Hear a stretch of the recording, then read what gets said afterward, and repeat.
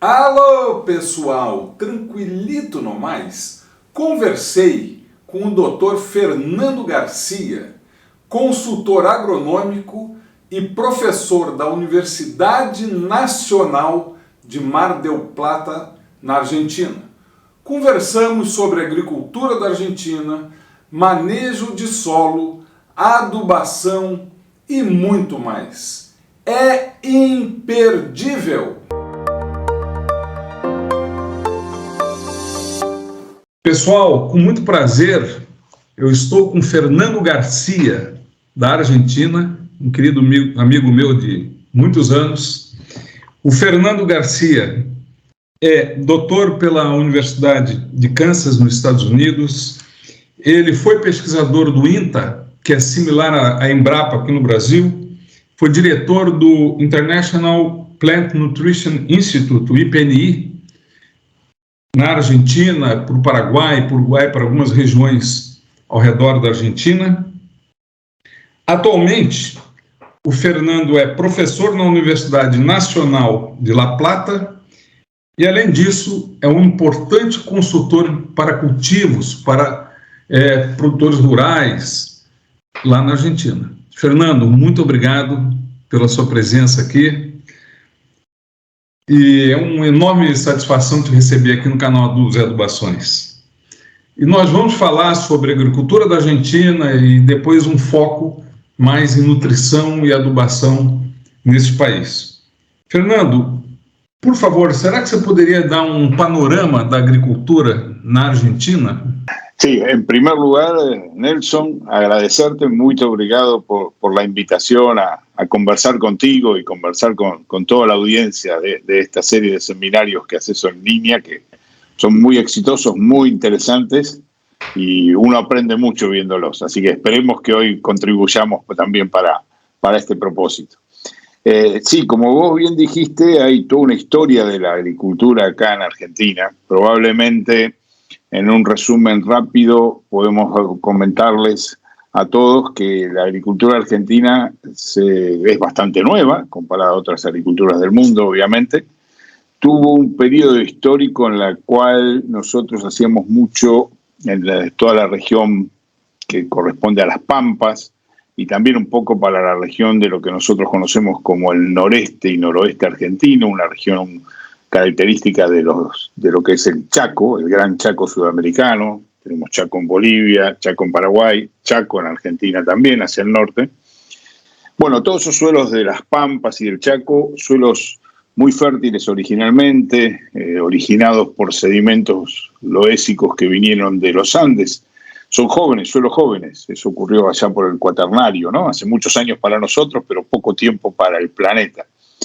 Ricos en bases, ricos en nutrientes. Y la agricultura inicial argentina estaba basada en esta región pampeano-chaqueña mucho en lo que son las rotaciones de agricultura, es decir, años de culturas anuales y pasturas, es decir, periodos bastante prolongados en algún comienzo en el cual los lotes, los suelos quedaban bajo pastura y con una ganadería, una producción de gado bastante extensiva, ¿sí? Gado de carne, fundamentalmente.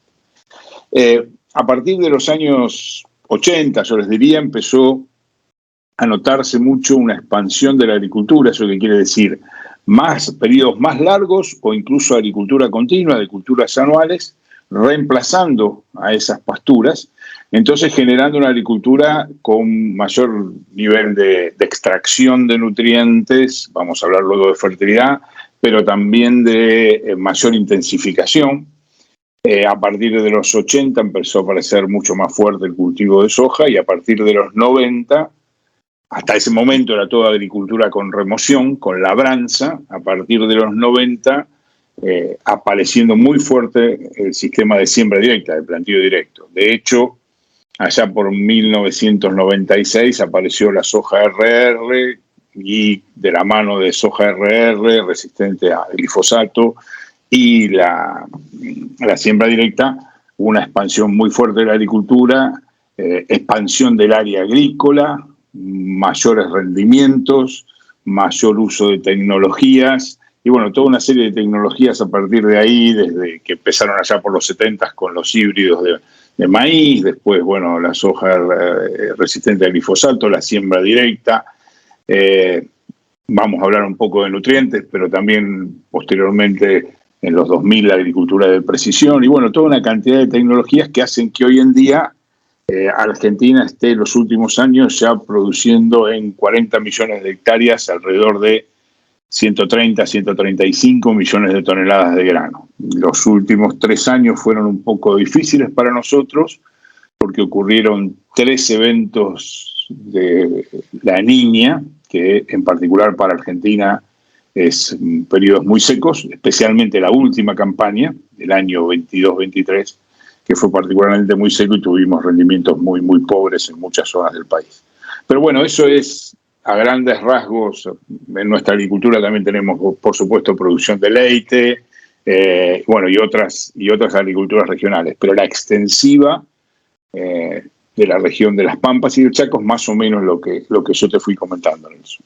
Fernando, como é que é hoje o manejo de solo nessa agricultura extensiva na Argentina? Temos hoje também, similar ao Brasil, plantio direto praticamente en toda área? Sí, tal cual. Sí, yo les diría, es más, nosotros aprendimos mucho del plantio directo de Brasil y actualmente prácticamente 95-98% del área agrícola bajo culturas es plantio directo acá en Argentina.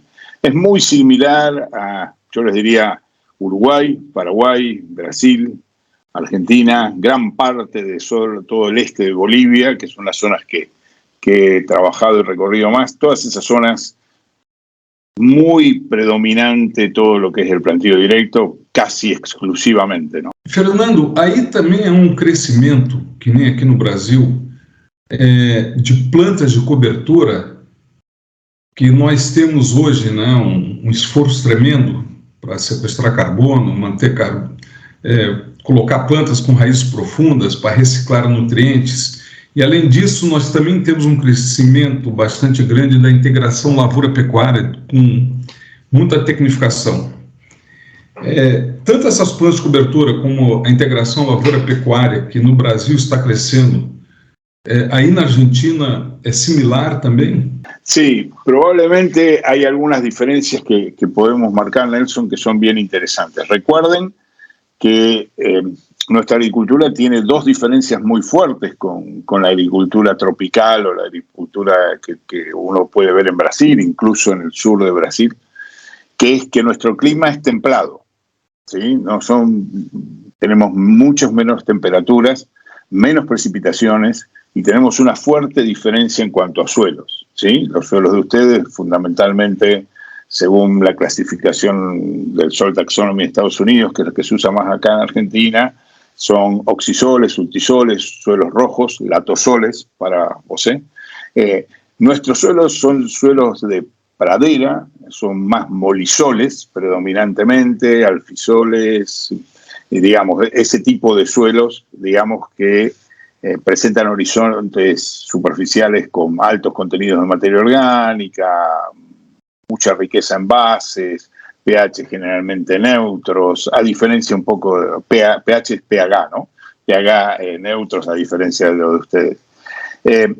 Y yo les decía hace unos minutos, en los años 90, con la expansión de la soja, de la mano de la resistencia al glifosato y la siembra directa, Argentina pasó un periodo que acá se reconoce mucho como el periodo de sojización, es decir, de soja, luego de soja y luego soja. Recuerden, hablamos de soja, una cultura al año. Una soja en esta campaña, hasta la otra campaña otra soja.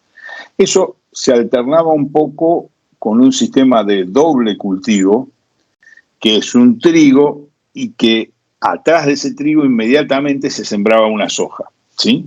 Pero predominantemente era soja continua. Trigo-soja alternando alguna vez, ¿no? Es trigo, en ese caso la soja le llamamos soja de segunda siembra. ¿Eso qué hizo? Que nuestros suelos, a pesar de estar en siembra directa, perdieran mucho carbono, mucha materia orgánica, ¿no? Entonces, en los últimos años hemos visto una fuerte discusión o intercambio o propuesta de generar más rotazado de culturas. Entonces volvió a tomar impulso un poco el maíz, volvió a tomar impulso el trigo, y un poco lo que vos referías recién, lo que serían las coberturas o los cultivos de cobertura también, que acá también se conocen como cultivos de servicio porque proveen servicios ecosistémicos. Una nota importante que hay que marcarles, que es una diferencia fuerte que también tenemos con la agricultura brasilera, es que Argentina tiene un impuesto sobre los granos, ¿sí?, que se llaman, acá genéricamente le llamamos retenciones a las exportaciones, que se cobran en cada tonelada de soja, de maíz, de trigo, de girasol que el productor, el agricultor vende, ¿sí? Y esas retenciones han ido variando, pero han llegado a ser del 35%, ¿sí? Es decir, que de tu cosecha, tu coleita, una tercera parte quedaba retenida como impuesto para el Estado. Eso afectaba principalmente al trigo y al maíz, ¿sí? Y era donde más énfasis se ponía, porque era una medida de gobierno que le permitía al gobierno regular un poco los precios internos de maíz y de trigo en el país. Los dos granos que tienen más impacto en los alimentos que consume nuestra población. La soja es mayoritariamente para exportación, entonces ahí no impactaba tanto. De la mano también, Nelson, que todos conocemos en el Cono Sur, de que los precios relativos de soja históricamente siempre fueron mucho mejores que los de milo y los de trigo, ¿tá? Entonces, eso afectaba también el tema de las rotaciones. Si mejoran un poco esas condiciones económicas, es decir, si hay alguna baja en los impuestos a las retenciones, que es lo que vimos hace algunos años aquí, empezó a haber un poco más de frecuencia de maíz y de milo y de trigo en la rotación. Eso mejora el balance de carbono, ¿no es cierto? Y bueno, por otro lado está volviendo un poco, se está iniciando todo esto de los cultivos de cobertura, aprendiendo mucho de lo de ustedes, pero adaptándolo a las condiciones nuestras, ¿sí? Cultivos, zonas templadas, que tenemos el periodo de crecimiento rápido de los cultivos es mucho más acotado, ¿sí? Mucho menos tiempo, y eso más que nada de la mano de que vimos la degradación un poco que veíamos en la fertilidad de nuestro suelo, fertilidad en el concepto amplio, ¿no? Pérdida de fertilidad física, química y biológica, necesidad de mirar más integralmente la fertilidad, mejorar propiedades físicas, problemas de compactación, parecido a los que tienen ustedes muchas veces, problemas de pérdida de diversidad biológica. Bueno, todos esos aspectos que son comunes, son los que nos han motivado más no solo desde el punto de vista del asesoramiento o de los investigadores, sino fundamentalmente de los productores, a mirar más por eso. En eso ha trabajado mucho, y vos conocés bien, y mucha gente de tu audiencia debe conocer bien, al INTA, que es el equivalente al Embrapa, las universidades, pero también muchos grupos de productores, como APRESID, que es equivalente a Plantío Directo Napala, y otros grupos de productores como son los grupos CREA. Creo que no están en Brasil, pero grupos CREA, vos creo que también los conocés, son bastante conocidos tanto en tanto en Argentina como en Uruguay, también en Paraguay y actualmente también en Bolivia. Son grupos de productores, como los del PRESID, que se juntan, se asocian, desarrollan trabajos on-farm, digamos, a campo, y con muy buenos resultados, ¿no? Así que bueno, yo me prolongué un poquito más de tu pregunta, pero había algunos temas muy interesantes ahí que por ahí rápidamente les queria marcar. Extremamente interessante, Fernando. Eu acho que para quem assistir, pode ser aqui no Brasil, talvez na Argentina não seja tão novo, que nós também temos pessoas na Argentina que acompanham o canal. Nós temos gente em Angola, Moçambique, é uma aula muito interessante. Espetacular. Fernando, hoje, na situação nessas áreas, quais são os problemas de nutrientes que os produtores têm? Quais são os nutrientes que eles precisam tomar mais cuidado, né? Com toda essa explicação que você deu, de extração de nutrientes e tudo mais. Sí, nos decimos siempre, Nelson, que el principal problema de nutrientes que tenemos en nuestros suelos es, si querés podemos llamarlo el supernutriente, que es el carbono, ¿no? Materia orgánica, digamos, con todas las ventajas que tiene el carbono orgánico en propiedades físicas, químicas y biológicas, ¿no? Que recién decíamos. Y ese siempre le decimos, o hablamos con los agricultores, con los productores, que es el único que no se puede comprar, ¿tá? Ese lo tenemos que hacer. Tenemos que captarlo del aire y ponerlo dentro del suelo, ¿no? Entonces, bueno, en eso también es el liderazgo de muchos grupos a nivel mundial, y entre esos grupos de Brasil nos ha enseñado mucho. Acá también hay mucha gente trabajando en la temática. Para eso tenemos que trabajar con rotaciones, con siembra directa, con coberturas y también con nutrición balanceada.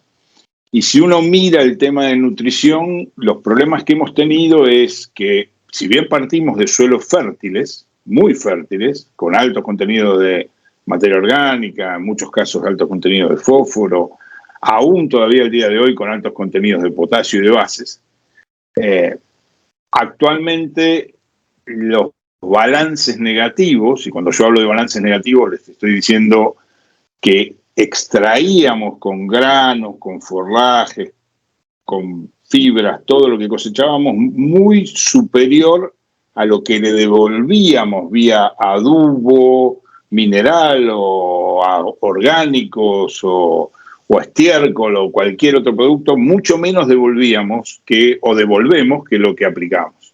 Entonces, si uno mira, por ejemplo, al comienzo, en los periodos del año 90, los 90, principios de los 2000, devolvíamos de los nutrientes que nos llevábamos un 20%, nada más. Es decir, vivíamos mucho del suelo, ¿sí? Muchísimo del suelo. En los últimos años eso ha ido mejorando porque ha ido aumentando el consumo de fertilizantes, por ejemplo, ¿no? Entonces, por ahí si uno mira los últimos 3, 4 años, uno puede hablar que se retorna al suelo vía fertilizantes, vía adubos, un 40% de lo que nos llevamos en las cosechas, ¿no? Eso ahí hay una diferencia por nutriente. Por ahí, si uno mira nitrógeno y fósforo, devolvemos entre el 50 y el 60%. En azufre, en jofre, devolvemos un 30%. Y prácticamente la fertilización o el adubazado con potasio es nula. Todavía no estamos aplicando, ¿no? Es decir, si querés rápidamente, piensen que devolvemos 50-60% del nitrógeno y del fósforo, un tercio del enjofre y no devolvemos potasio. Entonces, ¿eso qué ha hecho? Que se haya ido perdiendo fertilidad esos suelos. Entonces, el primer nutriente que aparece como gran deficiente es nitrógeno, obviamente. En muchas zonas también fósforo.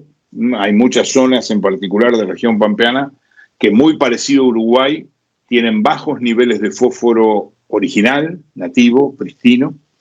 Entonces ahí se resintió más rápido y las zonas que eran altas en fósforo empezaron a perder bastante, ¿no? La región pampeana central, para los que conocen más, el oeste de Santa Fe, la provincia de Córdoba. Bueno, ahí ya vemos valores bajos de fósforo también. Nitrógeno es un problema general. En jofre apareció muy fuerte a partir de los 90 como una deficiencia, de la mano de pérdidas de materia orgánica, de carbono, de nitrógeno. En jofre llega inmediatamente después, pasan un tiempo. Vos sos un gran experto en azufre, así que lo podrás explicar mejor que yo, pero eso lo vimos claramente. Y en los últimos años han aparecido deficiencias, los últimos 15 años les diría yo, deficiencias de zinc y también de boro, ¿sí? Esas son las más visibles. Finalmente ahora lo que estamos viendo también es caídas en pH, acidificación de suelos, por remoción, extracción de bases. Y ahí vemos esas caídas de pH, pasamos de pH de 6,5, 6, a abajo de 6, acercándose a 5,5.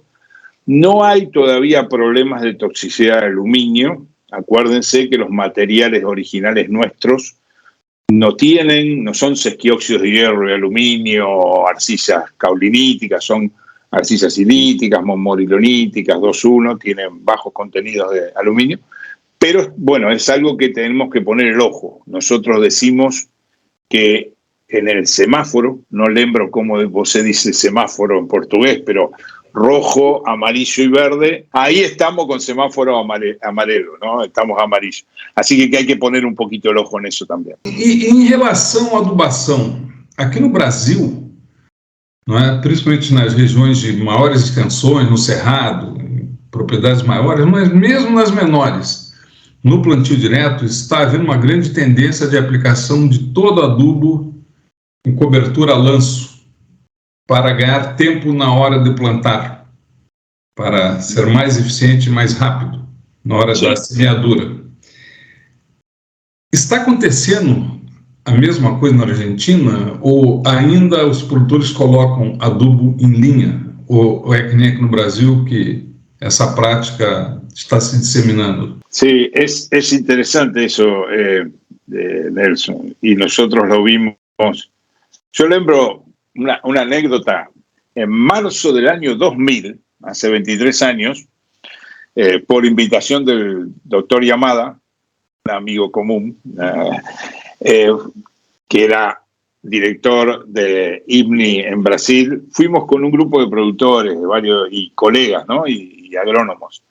Y ahí vimos un poco todo lo que estaban haciendo ustedes, fundamentalmente en la región de Cerrados, con aplicaciones muy altas en dosis de adubo comparado a las que se usaban en ese momento en Argentina y que aún se usan en Argentina. Las dosis que usamos de adubo nosotros son muchísimo menores que las que usan ustedes en Brasil. Por dos razones. Los suelos son más fértiles, como veníamos hablando, y no hay una cultura, una tradición de fertilización como si la ven ustedes, ¿no? Entonces, bueno, ahí vimos un poquito más lo de fertilización a lanzo, por las necesidades, como hay dosis más altas. Si vos me preguntás ahora, acá en Argentina hay mucha gente que se aplica a lanzo, ¿no? En cobertura total. Pero todavía creo que sigue siendo muy significativo lo que se aplica en línea. Obviamente, cuando hablamos de fósforo, cuando hablamos de nitrógeno, ahí hay mucha aplicación a lanzo, por ejemplo, en coberturas en trigo, ¿sí? En la región donde yo vivo, que es el sur de la provincia de Buenos Aires, el trigo es el cultivo histórico, muy buenos rendimientos, 6-7 toneladas por hectárea, y hay una aplicación que se hace durante el desarrollo del cultivo, lo que nosotros llamamos macollaje, que lleva toda esa aplicación al boleo de sea urea o líquidos como el guan o algún otro producto nitrogenado. Pero del fósforo después yo te diría que la mayoría todavía sigue siendo bastante en banda. Los productores más líderes hacen algo a lanzo. Nosotros creemos que es una buena alternativa. Acá en Argentina ha funcionado bien. Siempre hay que tener en cuenta que cuando vos vas a la aplicación a lanzo, que para nosotros es la de boleo, llamamos aplicación al boleo, en superficie total, cobertura total, hay que tener dosis más altas. Entonces, si siguen trabajando con dosis históricas, como se trabajaba acá en Argentina, de 50 kilos de monamónico, diamónico, hay que aplicar en banda. No podés aplicar 50 kilos al boleo porque va a ser lo mismo que nada, ¿no? Es una gota en el medio del océano. Entonces, no, en suelos bajos, en fósforo, ni soñar. Así que bueno, esa es un poco yo sé que ustedes tienen ahí toda una buena discusión y muy buena información de que en muchos casos la aplicación en la banda funciona mejor que el lanzo, ¿no? Y bueno, acá todavía no es tanto. Los ensayos, las investigaciones, las evidencias nos muestran que en muchos casos podría ser una buena alternativa a aplicar en cobertura o al boleo. Fernando, como está o tema de adubação foliar? Aqui no Brasil muitos aplicam, muito discutido, alguns aplicam nutrientes com bioestimulantes, né? Toda aquela matéria orgânica, ácido úmico fúlvico ou outras algas e outras matérias orgânicas. Aí também há essa adubação foliar. E, primeiro, é uma prática que é adotada, a aplicação foliar em culturas anuais, e além disso, esses bioestimulantes que está acontecendo hoje na Argentina? Sí, tan bueno, es buen punto ese, Nelson. Mira, ahí hay varias cosas para separar.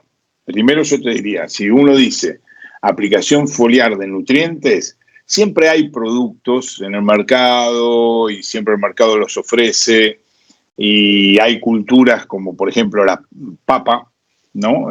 Que suele tener una fertilización, no falamos de base muy fuerte, pero también tiene algunas aplicaciones foliares durante el ciclo del cultivo. Si vamos más a los cultivos que, digamos, los que nosotros llamaríamos extensivos, trigo, maíz, soja, girasol, cebada, sorgo, en algún momento se aplicó algo de nitrógeno foliar en trigo, buscando más que nada mejorar los niveles de proteína en cultivos de altos niveles de rendimiento, por ejemplo acá en mi zona del sur de la provincia de Buenos Aires, pero no es una práctica común. Probablemente es más oportunista, algún productor que tuvo algún percance, algún producto nuevo que sale y que prueba.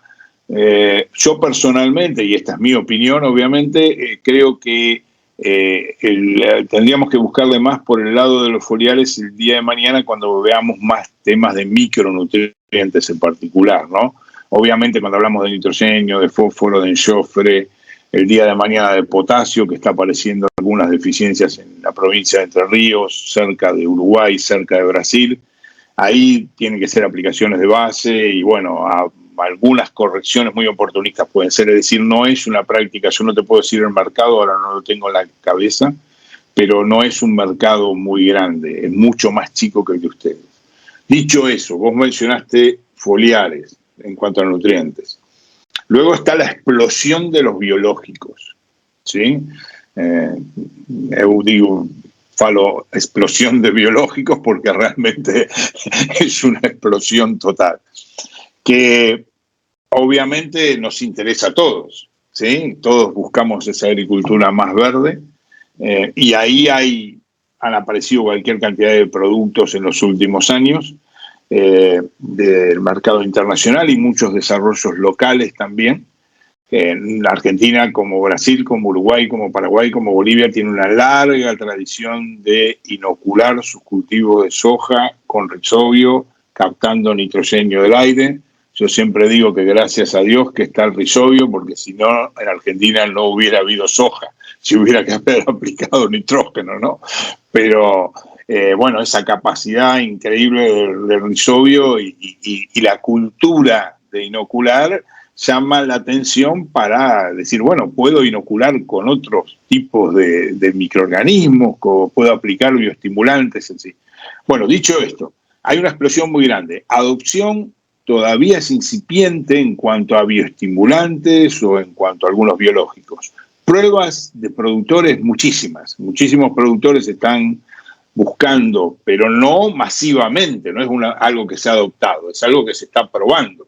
Hay muchos institutos de investigación, los INTA, las universidades, los grupos de productores que yo te mencioné, de APRESID, de CREA, o muchos otros grupos, las empresas locales e internacionales probando y probando y probando. Yo creo que ahí hay un mundo para explorar y que tendríamos que captar esas ventajas. Lo que me preocupa en particular es que a veces estas tecnologías de biológicos, de las cuales todos nos entusiasmamos mucho, ¿no? Porque sería ideal, suelen, a ver si lo puedo decir bien, suelen venderse como que reemplazan a, ¿sí? No sé si se entiende eso. Es decir, esto reemplaza todo esto. Y me parece que no hay evidencia científica todavía que lo pruebe. A mí me pareció muy interesante lo que escuché hace poco en el Congreso Latinoamericano y Brasilero de la Ciencia del Suelo en Florianópolis. Creo que vos también estabas ahí, Nelson, y escuchamos la palestra de la doctora María Ángela Hungría, una líder mundial en cuanto a biología de suelos y biológicos. Y María Ángela planteó claramente el tema de que, bueno, los resultados que ella había obtenido con Azospirillum eran muy promisorios, que podía contribuir a parte de la nutrición nitrogenada del milo. investigaciones similares hay acá en Argentina, de varios investigadores, de Martín Díaz Orita, de Fabricio Casani y otro grupo de gente que ha trabajado en eso también. Pero la doctora Hungría apuntaba a que los años que había llevado eso, la necesidad del desarrollo científico, la necesidad de la evidencia científica.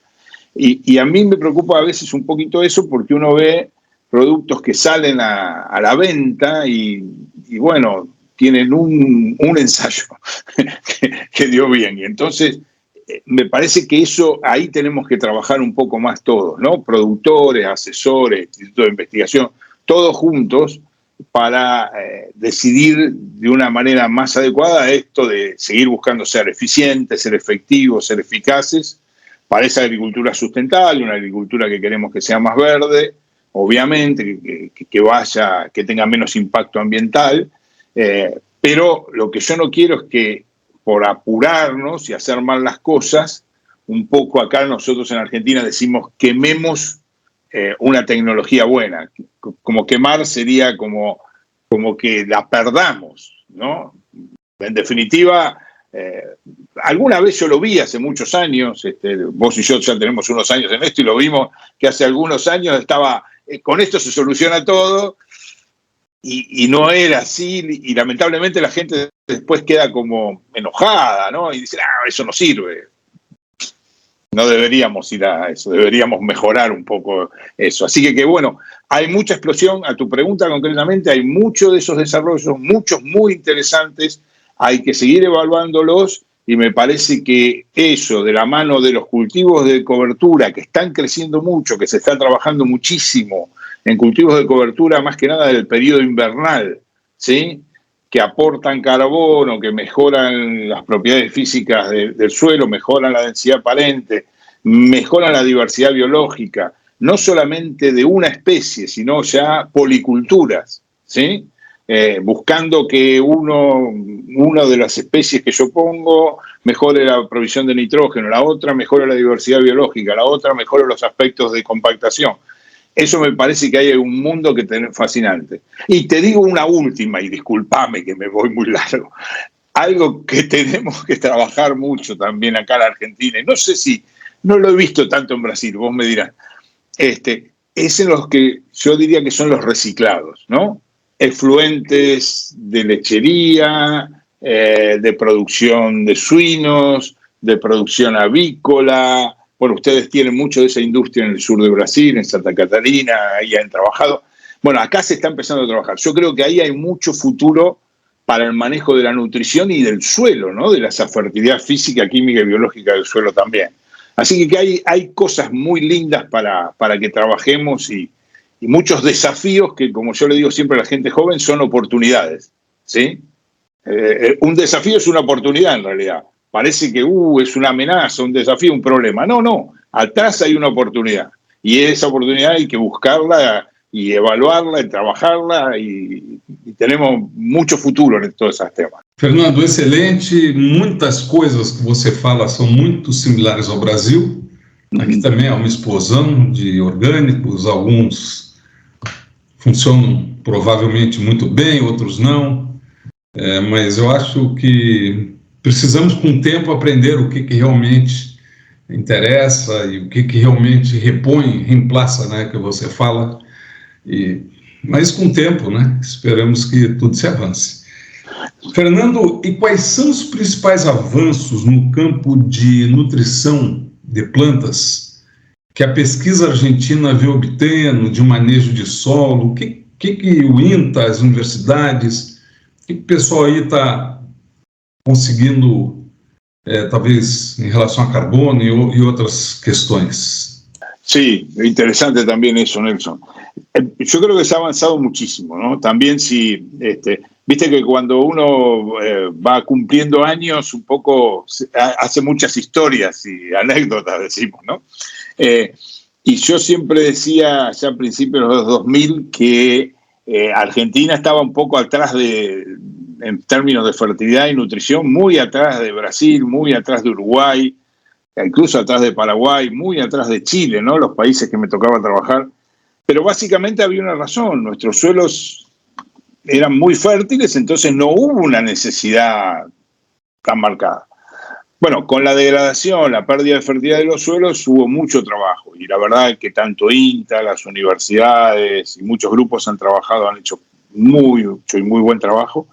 Entonces ahora yo te puedo decir, mira, nosotros en Argentina disponemos de sistemas de manejo o recomendación de nitrógeno, de fósforo, bastante también de azufre, en muchos casos que no teníamos hace 20 a 25 años, ¿sí?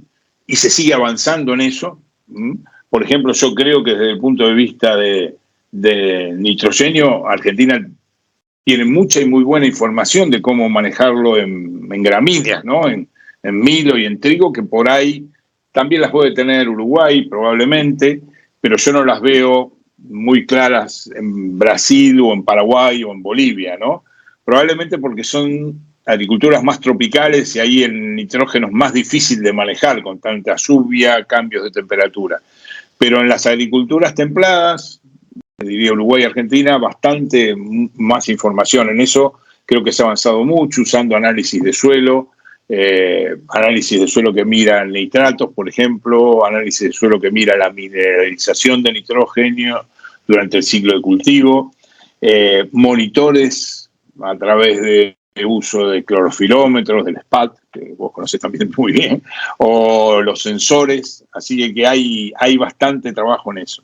En fósforo también hemos logrado calibrar bastante los umbrales críticos de nuestros suelos y se ha trabajado también en ver un poco el manejo de nitrógeno de fósforo en cuanto a la residualidad y cómo deberíamos trabajar. Nosotros un poco nos asociamos a esos conceptos de suficiencia para un cultivo o de construir, muy parecido, creo que a nivel mundial, pero lo que tiene la Comisión, el Núcleo Sul de la Sociedad Brasileña de Ciencia del Suelo, que vos me enseñaste hace muchos años. Bueno, un poco siguiendo ese esquema, eso también se logró acá en Argentina. Y en el Jofre hay también mucha información de análisis de suelo, análisis de planta que nos ayuda, análisis de grano. Entonces se ha generado mucha y muy buena información. Probablemente ahora nos vienen los desafíos. También se generó, información sobre niveles críticos de zinc, de boro, y ahora nos viene el desafío que yo te decía un poco de los cationes, ¿no? Esto de la pérdida, la acidificación. Ahí no hay el semáforo es amarillo y todavía se está trabajando, pero creo que vamos a llegar con buena información. Hay un mundo distinto ahí, no podemos tomar nada de ustedes. Son suelos rojos y estos son suelos templados, suelos arcillas 1-1, sequióxido de hierro aluminio, estos son arcillas 2-1, entonces podemos mirar, espiar, ¿no? Uno dice, vamos a espiar un poquito a ver qué hacen allá, pero es otro mundo. Y ahí empezamos a tener problemas de potasio, que también le había ocurrido a Uruguay hace unos años, en la zona cercana al río Uruguay, justamente cerca de la frontera con Brasil y con Uruguay. Bueno, ahí ya se empezó a trabajar, en 2-3 años se construyó una curva de calibración, y bueno, hay que seguir trabajándolo eso. Y después hay que explorar este mundo de biológicos, explorar el mundo de reciclados. Vos hablabas recién del manejo de los orgánicos, y yo les decía hace un minuto, son oportunidades. Bueno, nos va a crear nuevos desafíos, ¿no? Porque uno piensa que con un estiércol, con un efluente, está aplicando un nutriente, pero van muchas cosas más, ¿no? Y hay que ver cómo impactan esas otras cosas que van con ese producto en el suelo y cómo impactan. Así que hay bastante trabajo para hacer, pero se ha avanzado mucho en eso. También se ha avanzado mucho en el mercado, ¿no? En productos. Actualmente hay también, es casi el mismo mercado que Brasil, ¿no? Los fertilizantes de especialidades, los premium, los inhibidores, por ejemplo, de pérdidas de nitrógeno en forma de amoníaco por volatilización. En eso estamos casi muy parejos, muy parecido a lo que se vive, creo, en Brasil al menos. Fernando, espetacular, uma aula. Não, verdade, é espetacular, muito, muito obrigado. Fernando, antes da gente finalizar, você teria algumas considerações gerais para generales, ¿no? Para hacer. Generales.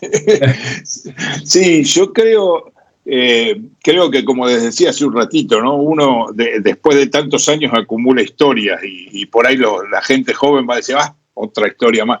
Pero creo que una de las historias que tenemos que dejarle, y creo que probablemente vos coincidas, Nelson, y muchos amigos de Brasil de nuestra generación, es que la agricultura necesita responder a la demanda de la sociedad. Y muchas veces lo que nos ha pasado en la agricultura es que terminábamos hablando entre nosotros, ¿sí? Y no escuchábamos tanto a la sociedad. Nosotros decíamos, la sociedad no nos escucha, pero nosotros tampoco escuchábamos tanto a la sociedad. Y tenemos que ir a hacer un poco más ese ida y vuelta, ¿no? Entonces hay cosas que nos quejamos mucho ahora, nos quejamos, espero que se entienda, o decimos, bueno, no, nos reclaman, o la Unión Europea reclama esto o el otro. Bueno, será que nosotros no escuchamos en su momento y tampoco hablamos, porque si no escuchamos, no hablamos, si no hablamos, no escuchamos. Es un camino de doble vía, ¿no? Entonces, creo que ahí esa comunicación nos ha fallado. Entonces, uno diría, tenemos que trabajar más en eso, tenemos que trabajar mucho más en eso. Y eso, a esto que yo te decía hace un rato, que yo siempre hablo de desafíos y oportunidades, me encanta mucho eso. Es decir, nos va a decir el desafío y nos va a dar la oportunidad también de responderle a la sociedad. Porque obviamente, si uno mira a nivel mundial, la necesidad de alimentos es enorme. Podemos mejorar bajando el desperdicio, podemos mejorar cambiando un poco la dieta, pero miles de trabajos muestran a nivel mundial que no es solamente cambiando la dieta, no es solamente reduciendo el desperdicio, sino que es combinando, producir más, mejor, de manera más eficiente, más eficaz, cambiando un poco la dieta, eso es lo que me dice al menos mi médico, que tengo que dejar de comer tanta carne, y también reduciendo el desperdicio. Pero digo, ahí nos queda un buen desafío, nos queda el desafío de la economía circular que veníamos charlando, que a mí me parece apasionante, nos queda el desafío de los biológicos, otro mundo apasionante también, y nos queda mejorar, para los que hemos trabajado más en adubo, un poco los sistemas de producción de adubo, algo que yo lo tengo más lejos, uno escucha, no está en eso, pero obviamente hay un cambio a nivel mundial ahí, ¿no? Creo que vos lo conocés mejor también que nadie, cómo vamos a captar nitrógeno, más amoníaco verde que el amoníaco gris. Y después también los productos, la esperanza que tenemos siempre de la mano de la innovación, ¿no? El conocimiento se duplica cada 3, 4 años, ¿no? Lo que estamos hablando hoy en el 2023 va a ser la mitad de lo que vamos a saber en el 2026 o el 2027. Entonces, y las innovaciones, los nanos, hay cosas apasionantes ahí, ¿no? Me parece que no tenemos que dejar de motivarnos nosotros, los más bellos, e incitar a los más jóvenes a que trabajen en la agricultura, que es la profesión más noble, ¿no? Lo decían los latinos allá en la vieja Roma, no hay profesión más noble que la agricultura. Yo sigo pensando lo mismo, estoy muy contento de haber trabajado en eso, y encima te da enormes amigos como vos, así que agradecido siempre, como vos y muchos otros amigos de Brasil y todo Sudamérica. Fernando, muito obrigado. Eu estou falando em nome de milhares de pessoas que vão assistir, não só em meu nome do canal, acho que foi espetacular. Fernando, vale. grande Muito abraço. obrigado. Muchas gracias por la invitación. Fuerte abrazo.